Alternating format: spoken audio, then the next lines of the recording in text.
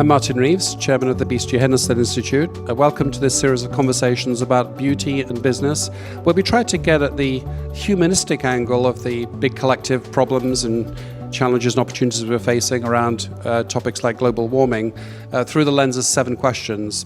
And I'm very pleased to do that with Anne-Sophie D'Andlau, who is the Deputy CEO of CIAM, which is an activist investment firm with a difference. It seems to me, you'll tell me whether I'm right, but devoting 25% of your fees to charity, that's a difference. A pioneer of ESG metrics and a long-term perspective, that's a difference. And I think you might mean something very different by the word activist investor. So thanks for being here today. Thank you, Martin. Very excited to be here as well today and share with you my views. So I guess our common denominator is that we're both at the House of Beautiful Business, this rather unusual conference that looks at the intersection of humanism and technology and business. What brings you here? What brings me here today is really to be part of a community, and a community that can, with which I can share, with which I can relay, and maybe see a lot of different people from different horizons that maybe don't have the same view as well on these matters, and share my view on what is my field of expertise, which is finance. Maybe show that finance may be different from what some people think. So I want to see inventiveness. I want to see how we can shape the future as well. So that's what that's why I'm here, basically. And it's a great time for that notion of shaping the future, because of course while we're sitting here in Lisbon, there's a different group of people sitting in Glasgow discussing the existential challenge of climate change. And perhaps we're on the precipice of a solution, but at least so far, for all of the good intent and the good statements and the resolutions and the meetings, the emissions curve and the temperature curve seem to keep going up. As you look at that, what's missing? What's the missing ingredient? What's missing from the picture? I'm going to be pretty blunt. In fact, maybe we're on the verge of realizing that we may need to change what progress means. And what it means to really continue having the same way of living than before.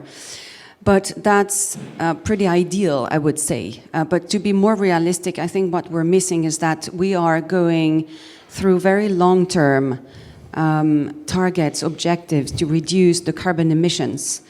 2030, 2050, even end of the century. And I think that it may be too long-term, because at the end of the day, when you look at who is deciding, the politicians, the big CEOs of companies, it's easier to have shorter-term targets. And so maybe what we're missing is more shorter-term targets in terms of reducing carbon emissions. That is maybe 1, 2, 3, 4, 5 years, because this is when these decision makers will see that they have an impact themselves, and that they're not making unpopular decisions for which they will not see the reward, because 2050 they're not going to be along anymore. So let's call that impatience or strategic impatience. If we did have more strategic impatience, presumably that would create some tensions in the world of finance between short-term investment returns and the changing the definition of what to expect and so on. How would you, in the sense of a missing ingredient that would make that work, that could make this greater impatience work, what would it be? If without practical constraints you could change one element of the current situation to put us on that track, what would it be? Well, to have shorter targets in terms of carbon emissions, I mean, it's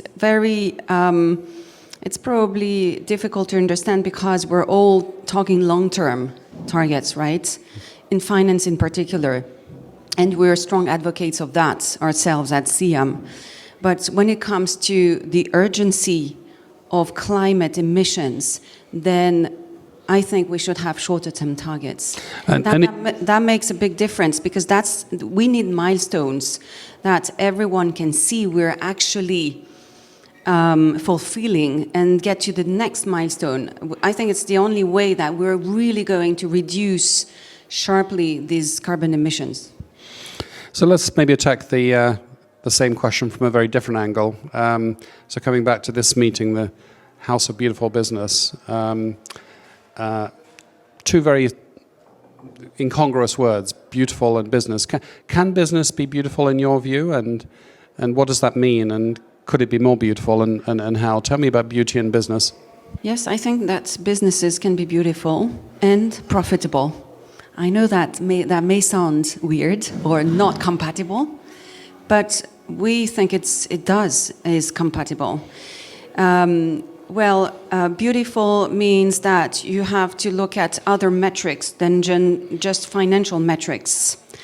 Metrics that are, for instance, environmental metrics, social metrics, corporate governance metrics, anything that will render businesses more sustainable over the long term. This is why we think businesses can be both beautiful in the way you're actually describing it, and which we usually don't use as a word in the world of finance, and profitable. So yes, I'm a strong believer of that. And presumably, since we're not making all the progress that we want to against these major global common challenges, you think it could be more beautiful, and how could it be more beautiful? This is why we created this business with my business partner, Catherine Berjal. It is because we think that we, as an investment management firm, we can add our little stone to making an impact and really pushing these businesses, some of these businesses, not all of them, it's very case-by-case basis, to improve and show they can tackle more of these ESG issues as well. And this is why we became an activist in the field, and not just, we didn't stay a passive investor or even just a slightly active investor. This is why activism has a role to play. I was at a banking meeting the other day, and somebody put forward the view that finance was in a very poor position to make an influence on this problem because it was a secondary business. It wasn't the primary economy. And somebody else proposed that, no, it was the engine and the steering wheel of business. Which camp would you be in? Engine, of course. Yes. Yes, we need to take ownership. It is our fiduciary duty as investors to do that. Even the big passive investors of this world are starting to understand that they themselves also have a role to play, even though they're not in the active camp of the asset management industry. So how would you describe the state of change in finance? Do you think that it's a revolution that needs to happen, that's hard to get started? Do you think it's a revolution that's already begun, or do you think it's already fully underway? No, it's not fully underway, not yet. But it's evolved a lot in the last years. Since we started to be an activist and using this tool of activism about 8 years ago, it was pretty much a novel idea at the time. We were acting on corporate governance issues, having a real negative impact on these businesses. And not just the finance of these businesses, on the many stakeholders that are linked to a business. And interestingly enough, now we see more and more investors tackling these issues as well, and rightly so, and becoming much more engaged because they see the value of doing so. So you're a pioneer of ESG metrics. Do you think that through that we see a sort of reconciliation between these apparently incompatible views of returns, profitability, and also contribution to sustainability, in the sense that if the business is long-term viable because it's looking at the broader impacts, that is in both the long-term interest of the company and society? Or do you have some other view on why you pioneered the use of ESG metrics in activist investing? So I wouldn't say we are a pioneer in ESG metrics. I mean, the word I'm contesting here is metrics. And that word, by the way, in ESG is very difficult to tackle, because you can have metrics in corporate governance matters, the number of female board members on the board, for instance, or you can actually look at the diversity of the boards, the independence of the boards. Same on environmental issues with metrics on scope 1, 2, and 3.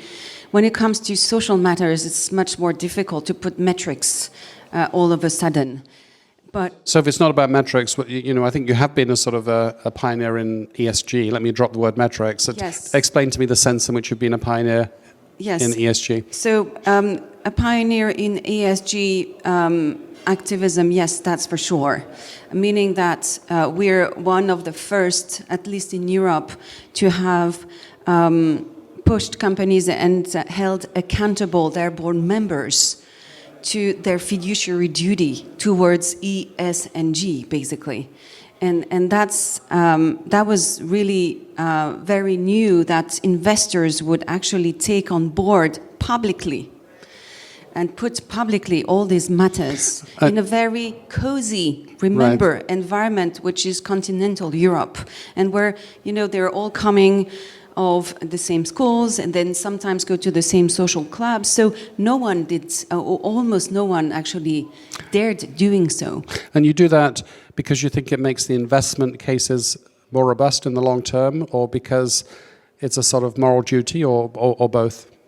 We're very pragmatic people.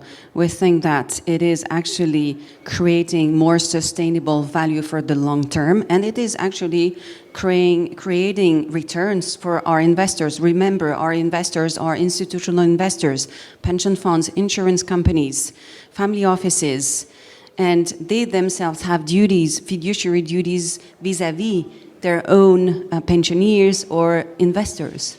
So it's an opportunity then, it's not... It is an opportunity. You don't come at this as primarily an obligation, you actually see it as an opportunity. It is an opportunity, yes, absolutely. So I guess one school of thought says, it's going to be very expensive to tackle this agenda, and it's primarily about pain and restraint and lower growth rates and, huge disruption. And, generally speaking, challenges turn into opportunities for somebody. You think that this process of getting to those more impatient targets that we talked about earlier, is there a certain amount of pain that's going to be involved, or can we think about this as an opportunity?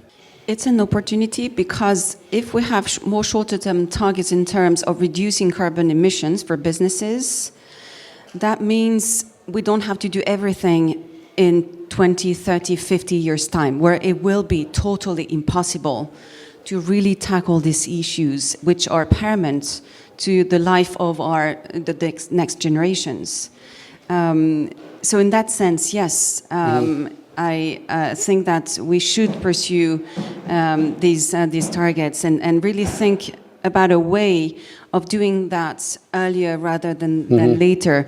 I totally realize that this is a big challenge because it will have a short-term impact as well, but this short-term impact is going to be much more palatable and envisageable than if we all do at the end in 50 years' time. Well, you mentioned the next generation. I guess it's hard to relate to the future, to things that are very removed in space and time from our current circumstances. And one way of doing that at a human level is through the next generation. I think we both have children. What world would you wish for your children, or what features of the world do you wish for your children, and how would you wish them to think about their mum in terms of her role as a leader in business in bringing that future about?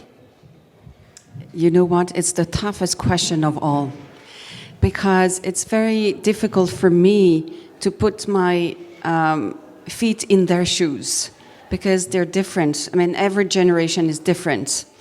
And I'm humble enough not to say you should be doing this or that, whereas maybe at our generation we've not been courageous enough to tackle a number of these issues. But still, let me answer your question. I think that, yes, there is one aspect. To make an impact, the value of hard working comes with it.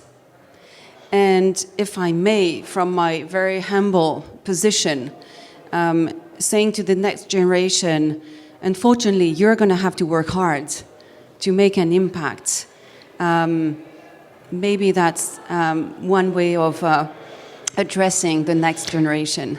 And if in 30 years' time your children say, I'm really proud of my mum's contribution to everything that I enjoy, what do you hope or wish that recognized contribution would be, your contribution to their future? I think that having put investors on the radar screen, not as passive investors, but having really taken the ownership of what it means to be an investor, and investors really doing their fiduciary duty.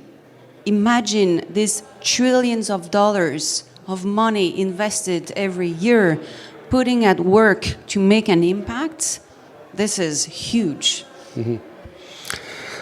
So let me come on to a final question about language. So this place we're at is the house of beautiful business. Those words don't often go together, and the theme of this meeting is concrete love. Again, two words that don't necessarily go together. And of course, business doesn't use the whole of the human language. There are certain words that we don't find in annual reports and investor calls very often. What would be a word that you would wish that business used more, and what would be the consequences of using that word? The word is fair. Fair practices, fair compensation, fair prices. We don't see enough the word fair in the finance world, and very rarely in annual reports. But it is the key, because it actually brings an element of a broader element than just financial returns. We can have financial returns, but in a fair manner. There is, for me, no opposition between pursuing a profit and also being fair. And this is why we talk about responsible activism, because by being a responsible activist, you are, of course, pursuing profits, but as well as other benefits for the environment, maybe for the social aspects, and going through and analyzing in depth what is corporate governance and how the governance can actually bring all together as well. And how do you... business people are very pragmatic people. So we've talked primarily about ideas today, but in your day-to-day business, how do you put some of these ideas, for instance, the idea of fairness and impatience and a focus on the long term, how do you put those into practice? What are some of the things that you do which may be a little bit different from the average company? I think that what we do, like a lot of the other investors, to start, is that we're engaged investors. It means that once we identify a company we're interested in, we're going to have discussions with the management, with the board, with some of the board members. But what we do differently is that instead of selling down our investment, if we see these discussions are not going the way we would like them to be, then we are taking this to the public domain. And this is what we call voice over exit. And there is the whole concept of when you exit and your investment because you're not happy with it, does it really have an impact? We don't think so. This is why we are going public.